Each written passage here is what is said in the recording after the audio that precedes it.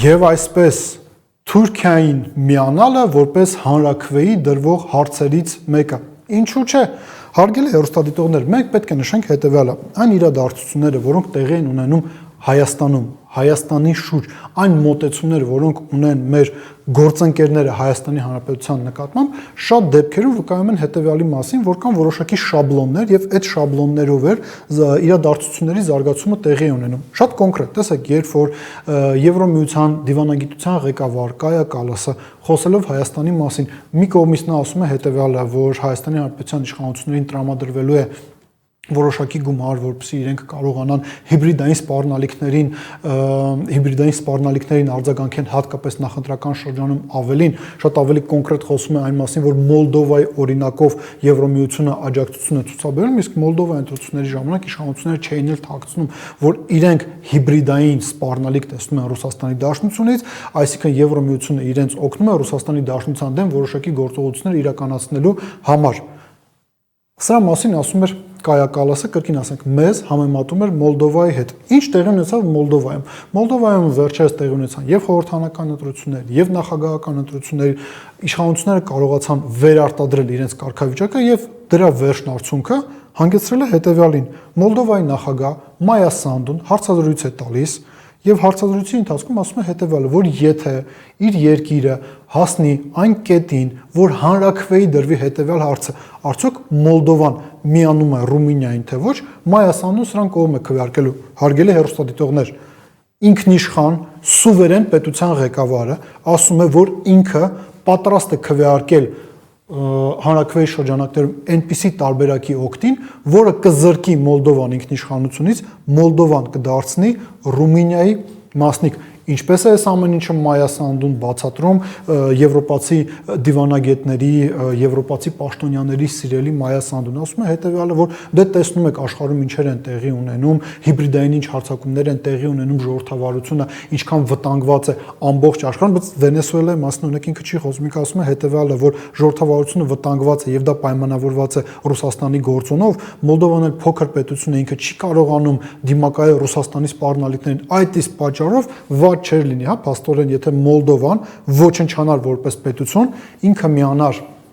Ռումինիան եւ դրա շնորհիվ իրենք կարողանային դիմագրավել Ռուսաստանի սպառնալիքներին։ Իրականում այնինչ ասում է Մայա Սանդուն, շատ է նման նրան, թե ինչ է կատարվում Հայաստանում։ Հարգելի հեռուստադիտողներ,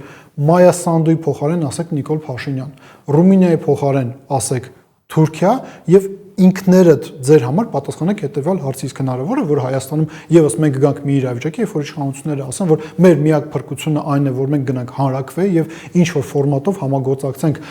Թուրքիայի հետ,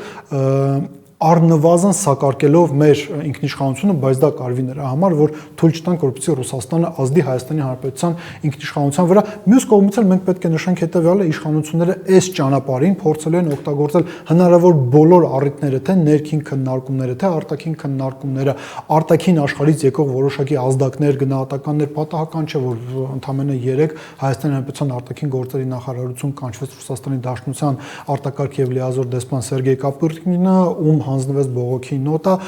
մեր ԱԳՆ-ում բողոքում էին այն գնահատականներից, որը տրվել էր ռուս վերլուծաբան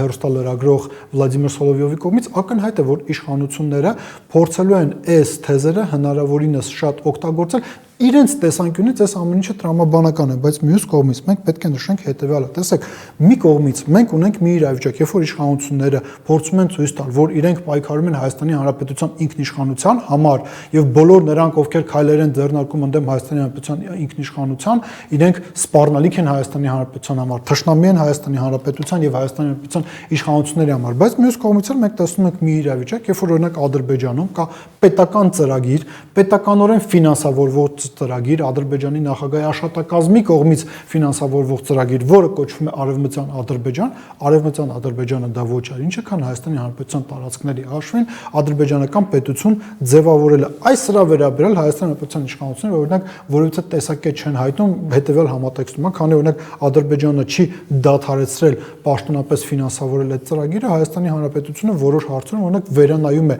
իր մոտեցումները Բաքվի հետ վարվող բանակցությունների հարցում։ Սա վկայում ասում է հետևյալի մասին, հարգելի հեռուստադիտողներ, ու նաև հիշում ենք այստեղ մեր սիրելի կերպարներից մեկին Ջոն Բոլթոնին, ով կոչ էր անում Հայաստանին վերանայել պատմական կաղապարները, մենք պետք է նշենք հետևյալը, որ եթե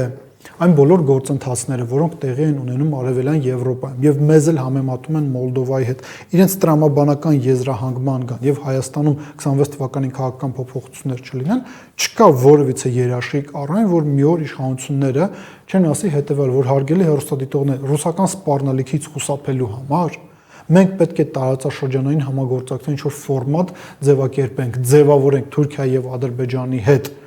Իսկ միգուցե մի օր էլ հայտարարեն, որ դե քանի Ադրբեջանը ձգտում է արևմտյան Ադրբեջան ձևավորել, եկեք մենք էլ միանանք այդ արևմտյան Ադրբեջանին, բայց ամենակարևորն այն է, որ մենք կարողանանք դիմագրավել Ռուսաստանից եկող հիբրիդային սպառնալիքներին։ Իրադարձությունները հենց այս զարգացումը կարող են ունենալ, եթե 2026 թվականի հունիսի 8-ին Հայաստանը արթնանա առանց քաղաքական փոփոխությունների։ Մտածեք այդ մասին։